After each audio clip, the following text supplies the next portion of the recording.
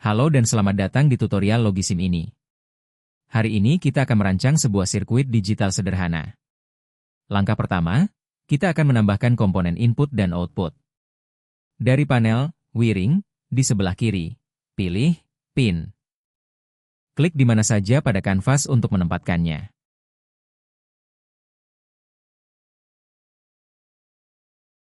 Selanjutnya, kita tambahkan gerbang logika. Buka folder Gates, pilih AND Gate, dan letakkan di sebelah pin tadi.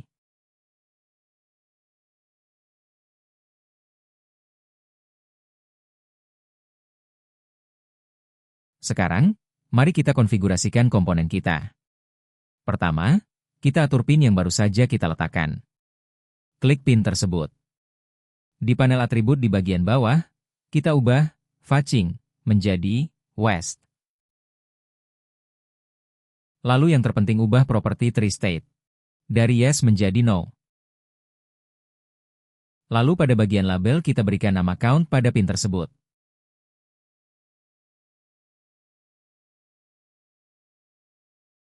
Selanjutnya, kita konfigurasikan gerbang N. Klik pada gerbangnya. Di panel atribut, ubah number of inputs dari 5 menjadi 2. Kita hanya perlu 2 input untuk saat ini. Pada bagian label kita berikan nama N1 pada bagian NG tersebut. Untuk demonstrasi, mari kita ubah orientasinya. Ubah Fetching menjadi South. Gerbang akan berputar. Sekarang, kita hubungkan output dari gerbang N ke pin output kita. Tarik kabel dari titik output gerbang di bagian bawah ke titik input pada pin output. Logisim secara otomatis akan menyesuaikan kabelnya. Sekarang, kita tambahkan 2 gerbang N lagi. Kembali ke panel Gates, pilih AND Gate, dan letakkan di kanvas. Kita tambahkan 1 gerbang N lagi. Pada bagian AND Gate berikutnya. Jangan lupa pada bagian Fetching kita ganti menjadi South. Dan pada bagian Number of Inputs kali ini kita akan menggunakan 3 input. Yah 3. Jangan lupa pada label kita berikan nama NGate 2. Dan otomatis namanya akan muncul seperti ini. Dan pada NGate selanjutnya di panel atribut mengikuti seperti yang ada pada NGate 2 yaitu pada Fetching dan number of inputs-nya masih sama. Pada label diberikan nama menjadi NGate 3.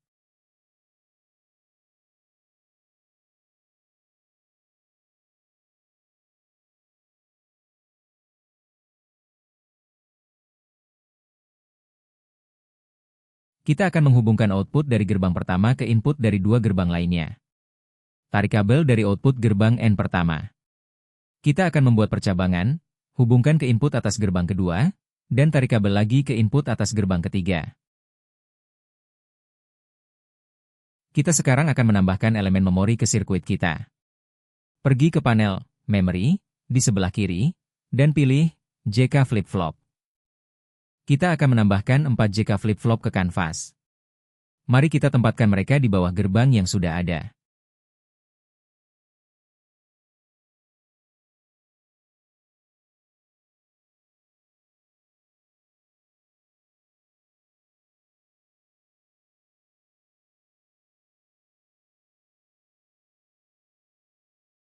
Sekarang, kita akan menghubungkan output dari gerbang N kita ke input gerbang lain dan juga ke JK flip-flop.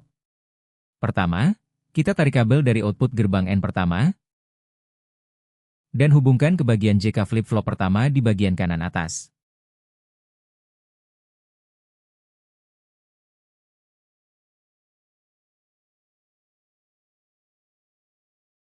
Selanjutnya pada kabel dari pin count yang berada di atas kita tarik kabelnya menuju JK flip-flop ke bagian kiri atas.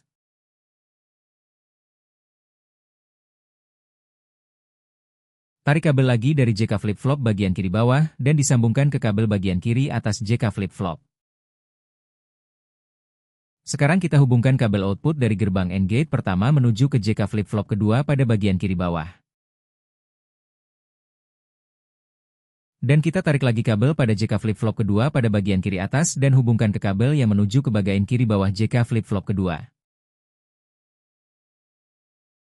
Berikutnya kita akan masuk pada AND gate kedua.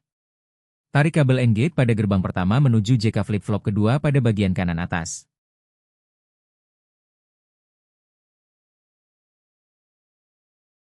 Lalu kita tarik lagi kabel AND gate kedua pada gerbang kedua dan sambungkan ke kabel output gerbang AND gate pertama. Selanjutnya kita masuk pada AND gate ketiga. Tarik kabel pada gerbang pertama. Lalu sambungkan menuju JK flip-flop ketiga pada bagian kanan atas. Sebaiknya juga bagi para pemula Logisim agar memperhatikan alur kabel yang digunakan agar lebih memperjelas kemana saja jalur kabel yang dituju. Seperti sebelumnya, pada output gerbang AND gate kedua, tarik kabel lalu menuju JK flip-flop ketiga di bagian kiri bawah. Dan tarik lagi kabel pada JK flip-flop ketiga bagian kiri atas lalu sambungkan kabelnya menuju kabel kiri bawah tadi. Setelah itu kita tarik lagi kabel dari AND gate ketiga pada gerbang kedua, menuju output gerbang AND gate kedua.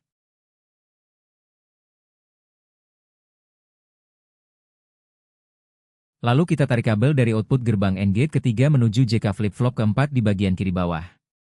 Dan terakhir kita tarik kabel pada JK flip-flop keempat pada bagian kiri atas, terus sambungkan ke kabel output gerbang yang menuju kiri bawah tadi. Sekarang kita akan menambahkan sinyal kontrol utama untuk flip-flop kita. Kita mulai dengan menambahkan 2 pin input baru. Buka panel, wiring, dan pilih pin. Letakkan satu di sebelah kanan, dan satu lagi di bawahnya. Mari kita beri label. Pilih pin atas. Di panel atribut, ubah fetching menjadi west. Tree state-nya diubah dari yes menjadi no. Lalu kita berikan label pada pin tersebut dengan nama CLR atau clear.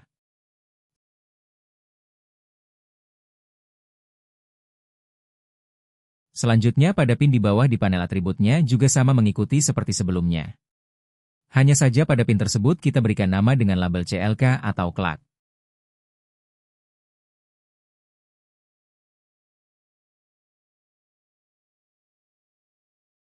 Sekarang, kita hubungkan sinyal-sinyal ini. Tarik kabel dari pin CLR dan hubungkan ke input clear di bagian kanan bawah JK flip-flop keempat. Lalu, tarik kabel dari pin CLK dan hubungkan ke input clock, yaitu pin di kiri tengah JK flip-flop keempat. Kita perlu menghubungkan sinyal ini ke semua JK flip-flop.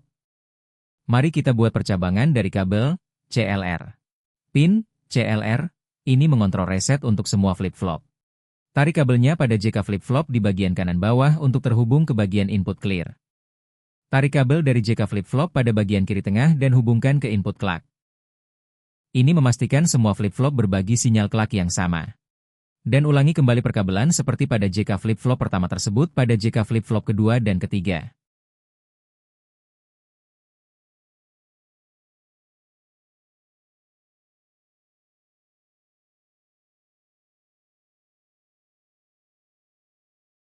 Mari kita tambahkan satu lagi pin input untuk kontrol. Pilih komponen, pin, dari panel, wiring, dan letakkan di area kerja, di bawah pin CLK. Klik pin baru ini. Di panel atribut, ubah fetching ke west. Kemudian ubah tree state menjadi no. Terakhir, beri label enable. Selanjutnya, kita akan menambahkan pin output akhir untuk hasil dari flip-flop kita. Tambahkan 4 pin lagi dan letakkan berjajar di bagian bawah kanvas, di bawah JK flip-flop.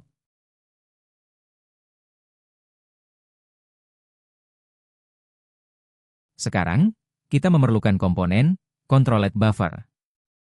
Buka folder gates dan pilih controlled buffer. Kita akan menempatkan 4 buffer ini, satu di bawah setiap JK flip-flop.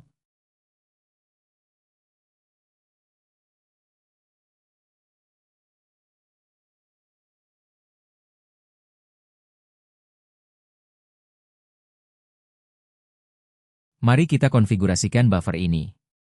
Pilih buffer paling kanan. Ubah fetching menjadi south.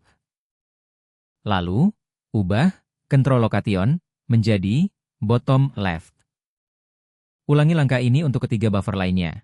Ubah fetching menjadi south dan control location menjadi bottom left.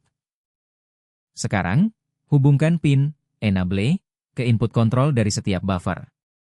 Input control ini berada di bagian bawah setelah kita mengubah orientasinya. Selanjutnya, hubungkan output key dari setiap JK flip-flop, pin kanan atas flip-flop, ke input data dari controlled buffer tepat di bawahnya, pin atas buffer.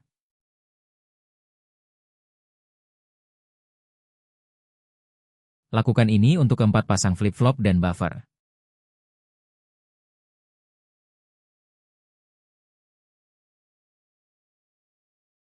Tarik kabel dari enable dan buat percabangan ke pin kanan controlled buffer.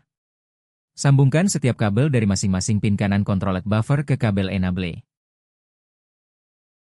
Output dari flip-flop kini dikendalikan oleh sinyal enable melalui buffer. Mari kita atur pin input yang tersisa. Pilih pin yang berada di paling bawah. Di panel atribut, ubah fetching menjadi north. Pastikan output diatur ke yes, karena ini adalah input data kita. Pada label location kita ubah menjadi east.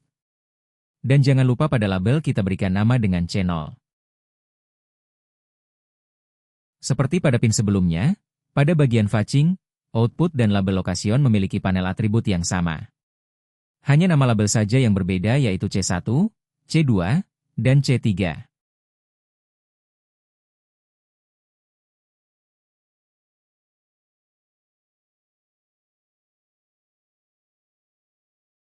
Sejajarkan pin tersebut dengan controller buffer agar mudah menarik kabel dan rapi untuk dilihat. Langkah terakhir kita tarik kabel dari pin bawah controller buffer menuju pin di bawah output. Sambungkan semua controlled buffer ke semua pin yang berada di bawah yaitu ke C0, C1, C2, dan C3. Sirkuit kita sekarang secara fungsional sudah lengkap. Mari kita lihat cara kerjanya. Pilih alat Poke yang terlihat seperti ikon tangan dari toolbar atas. Mari kita uji coba terlebih dahulu apakah semua pin sudah terhubung dan tidak mengalami error. Jika kabelnya saling terhubung maka semua kabel akan berwarna hijau, dan jika kalian mendapati kabel berwarna merah kemungkinan kalian salah memasukkan data di panel atribut di sebelah kiri bawah yang kalian masukkan. Kebetulan semua kabel di sini berwarna hijau yang artinya praktikumnya sudah berhasil dan bisa diprogramkan. Klik pin input untuk mengatur nilainya menjadi 1, hijau terang. Sekarang, mari kita reset register. Klik pin CLR untuk membuatnya menjadi 1. Perhatikan bagaimana output key dari semua JK flip-flop, kabel yang keluar dari sisi kanan flip-flop, menjadi 0, hijau tua. Klik CLR lagi untuk mengembalikannya ke 0. Sekarang, mari kita masukkan data 1 ke dalam register. Klik pin CLK sekali untuk memberikan 1 pulsa clock. Lihat, output key dari flip-flop pertama sekarang menjadi 1. Klik CLK lagi. Nilai 1 bergeser ke flip-flop kedua. Klik lagi, flip-flop pertama menghasilkan 1 lagi. Sekarang hasil dari output menjadi 0011. Klik lagi, bergeser ke flip-flop ketiga. Klik lagi, flip-flop pertama kembali menghasilkan 1. Sehingga menghasilkan 0101. Kita klik lagi, flip-flop pertama tadi akan menjadi 0 dan bergeser ke flip-flop kedua menjadi angka 1. Sehingga menghasilkan 0110. Klik sekali lagi, flip-flop pertama menghasilkan 1 lagi yang menghasilkan 0111. Klik sekali lagi, dan nilai 1 mencapai flip-flop terakhir. Ini adalah cara kerja register geser. Saat ini, output key 0 hingga key 3 masih 0 karena buffer belum aktif. Untuk melihat hasilnya, klik pin enable menjadi 1. Sekarang, output dari flip-flop 0001 dalam contoh ini, diteruskan melalui buffer ke pin output key 3 hingga key 0. Anda dapat mengubah nilai, input, kembali ke 0 dan memberikan pulsa, CLK. Lagi untuk melihat bagaimana nilai 0 bergeser masuk ke dalam register. Dan begitulah cara kerja sirkuit register geser 4 bit sederhana yang kita bangun menggunakan Logisim. Anda dapat bereksperimen lebih lanjut dengan input dan sinyal kontrol. Terima kasih telah menonton serial tutorial ini.